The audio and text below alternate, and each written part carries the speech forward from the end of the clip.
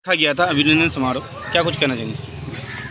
नगर पंचायत बहादुरगंज में पहली बार मुख्य नगर पार्षद और मुख्य नगर पार्षद का इलेक्शन हुआ है और सभी वार्डों के लोग चुनकर आए हैं। तो हम लोग चाहते हैं कि बहादुरगंज एक अच्छा शहर बने, एक सभ्य शहर बने, सफाई हो, जाम हटे और लोगों के मोहब्बतों का ये शहर बने। इस शहर में मैं पढ़ा हूँ, यहाँ से बढ़ा हूँ और यही कारोबार करके मैं राजनीति में कदम रखा हूँ। इस शहर का बड़ा पुराना हमारा रिश्ता रहा है, इसलिए मैंने चाहा कि जो लोग जीत के आए हैं उनसे गले मिलूँ, उनको मुबारकबाद दूँ और उनसे संकल्प लूँ कि बहादुरगंज के आवाम की अच्छी खिदमत करनी है और बहादुरगंज का अच्छा शहर। सर, दैनिक जागरण का जो रिपोर्ट आया है कि यहाँ से हिंदू लोग पलायन कर रहे हैं और कई गाँवों को तो बताया गया है वहाँ पे हिंदू आबादी ही नहीं है, उसको लेकर क्या कुछ कहना चाहेंगे? मैं क्या कहूँ, दैनिक जागरण को तो हम लोग एक अच्छा अखबार समझते हैं, लेकिन उसमें कितने गंदे लोग रिपोर्ट करते हैं। दैनिक जागरण को ऐसे लोगों को चिन्हित करना चाहिए। मामला ये है कि मैं दावे के साथ कह सकता हूँ कि पूरे भारत में किशनगंज, पूर्णिया, अररिया, कटिहार और सीमांचल के दूसरे जो ज़िले हैं, यहाँ जो अमन है, यहाँ जो शांति है, यहाँ जो भाईचारगी है, इसकी कोई नज़ीर पूरे भारत में नहीं। लेकिन कुछ लोग दुश्मन हैं समाज के अमन के, है ना। शहद की मक्खी फूल पर बैठती है और गोबर वाली मक्खी गंदगी चुनती है। कुछ ऐसी मक्खियाँ भी भनभनाती हैं यहाँ पर कि यहाँ के हिंदू मुस्लिम सौहार्द को, यहाँ के अमन को तोड़ा जाए। ऐसे लोग समाज के दुश्मन हैं। पेश करें पहले लोगों को कि कौन है यहाँ पर बांग्लादेशी।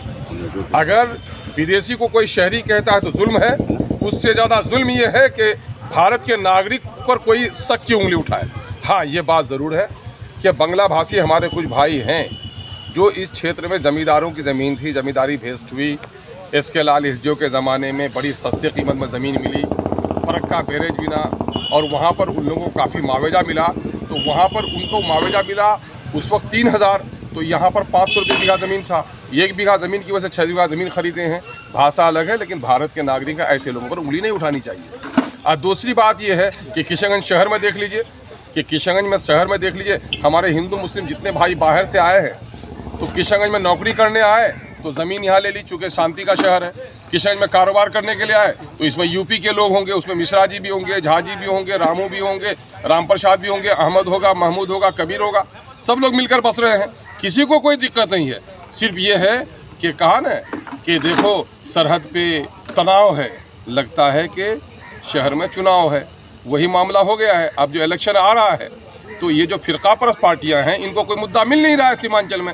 सीमांचल में देश में कुछ भी हो जाए, सीमांचल के हिंदू मुस्लिम मिलजुल के रहना चाहते हैं।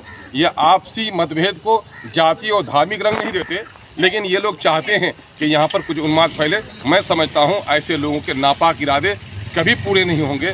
सीमांचल के लोग भूखा नंगा रह सकते हैं, लेकिन अपने आपसी मोहब्बत का सौदा कभी नहीं कर सकते। सर, आज नगर के चेयरमैन प्रतिनिधि आपको कई मुद्दों के बारे में बताया और उसमें से एक मुद्दा है हॉस्पिटल में यहाँ के जो डॉक्टर है वो हमेशा उपलब्ध नहीं होते और ज़्यादातर को यहाँ से रेफर कर दिया जाता है। मैं समझता हूँ कि बिहार में इस वक्त जो डिप्टी चीफ मिनिस्टर हैं हमारे, वो खुद हेल्थ मिनिस्टर हैं और यहाँ के एमएलए जो हैं उसी पार्टी से हैं। अब हो गए हैं, उस पार्टी के तो नहीं थे, उस पार्टी के हो गए हैं। तो मैं समझता हूँ भाई कि इन लोगों को तो कुछ भी सत्ता का लिहाज रखना चाहिए। और मैं समझता हूँ अगर डॉक्टर नहीं आ रहा है ये खेत की बात है, उनको प्रभारी अगर नहीं आ रहा है, ये खेत की बात है कि प्रभारी क्यों नहीं आ रहा है। तो मैं समझता हूँ कि प्रभारी को हाजिर होना चाहिए और मैं समझता हूँ कि किशनगंज का डिस्ट्रिक्ट एडमिनिस्ट्रेशन भी इस बात को सुन रहा होगा। और मैं खुद याद भी दिलाऊंगा कि अगर नौकरी नहीं तो फिर तनख्वाह कैसी, और काम करने की आदत नहीं है तो कुर्सी छोड़े लोग, ये काम लोगों को करना चाहिए।